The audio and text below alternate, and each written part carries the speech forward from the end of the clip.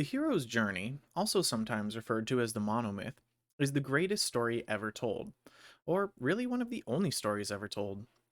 In 1949, Joseph Campbell wrote a book called The Hero with a Thousand Faces, where he said that basically every myth is the same.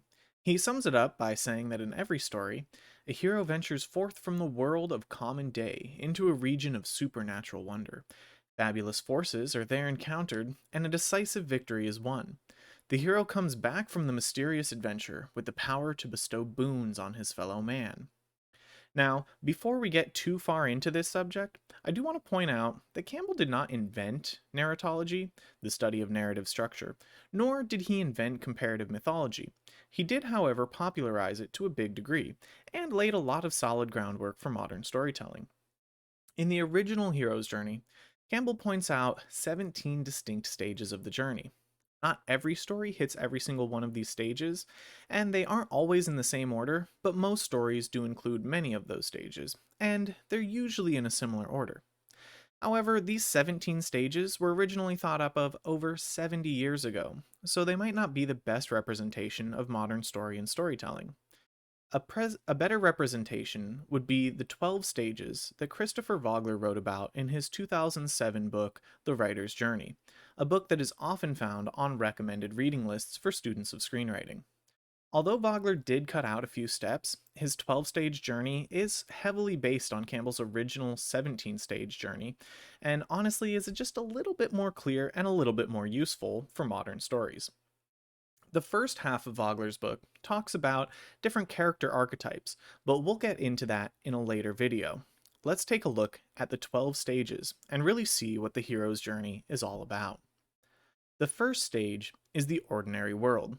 This is mostly just exposition, showing that the main character is just an ordinary person living an ordinary life. Aladdin is just a common thief. Mulan is an ordinary girl in China. And Katara and Sokka are just normal kids in the Water Tribe. Establishing this setting helps to make the journey that much more incredible, and also helps the audience to relate to the main characters a little better. Stage 2 is the call to adventure. This is where the characters find something or learn something that draws them into a grand adventure. Princess Peach got kidnapped, or Frodo gets the ring. The call to adventure is the thing that forces, or sometimes just encourages, the protagonist to leave the comfort of the ordinary world and venture out. Step 3 is the refusal of the call. While not always present in every story, it is a good way to create a little bit of extra tension and drama, and often helps create motivation to come back safely from the adventure. The refusal is often due to not wanting to step out of the comfort zone, or fear of what they might encounter in the journey, or simply not wanting to leave family and loved ones. Stage 4 is the meeting of the mentor. This is where the adventurer gains some kind of help to aid them on their journey. This is often literally a person who acts as a mentor. Aang learns to contact past selves and learns from them. Gandalf helps Frodo. But sometimes the meeting of the mentor is a little more symbolic. Sometimes the mentor is a moment of insight that the adventurer has that helps them stay on their path. Stage 5 is the crossing of the threshold. Mulan is now in the army camp. Frodo has left the Shire. The Fire Nation knows the Avatar is alive and is actively hunting him. There's no turning back now. This can also be a little more metaphoric as well. Sometimes crossing the threshold is simply a character fully committing to the journey. That concludes what we would call Act 1, or the departure. I want to point out again that not every single step is going to be hit in every story. The refusal of the call is often skipped in stories where the character is very strong willed or determined, and doesn't really hesitate. And not everything necessarily happens in the same order. For example, in the 2011 Thundercats, Thundara is destroyed and the king is killed all in one night.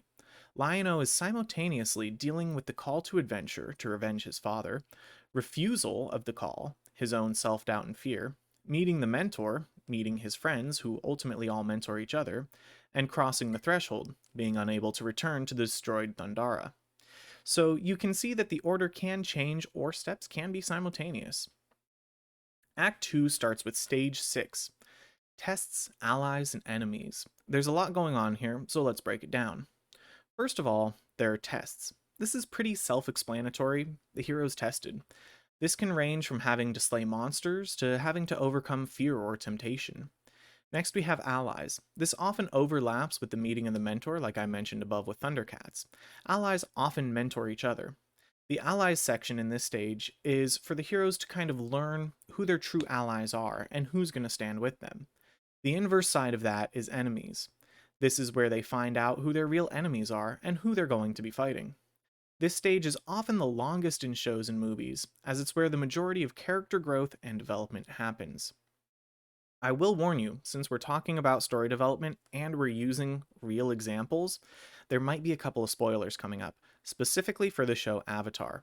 I'm going to try to keep the spoilers to a minimum, but I just wanted to warn you guys that if you haven't seen it yet and you plan on watching it, maybe be careful at the end of this video because there might be some slight spoilers. Stage 7 is the approach to the innermost cave. As the heroes gone through all of the tests and trials and learn who their real friends and enemies are, they finally approach the destination. This is often the last bit of rising action before we really hit that big showdown. Stage 8 is called the Ordeal, and is the big showdown. This is often the most action-packed parts of shows, movies, and games. This is where Mario fights Bowser, Mulan fights Shan Yu, or Aang fights Ozai. This isn't always a physical fight, though. This is simply where the hero deals with their biggest challenge. This is also sometimes accompanied by a death and resurrection, either metaphorical or literal. Stage 9 is the reward.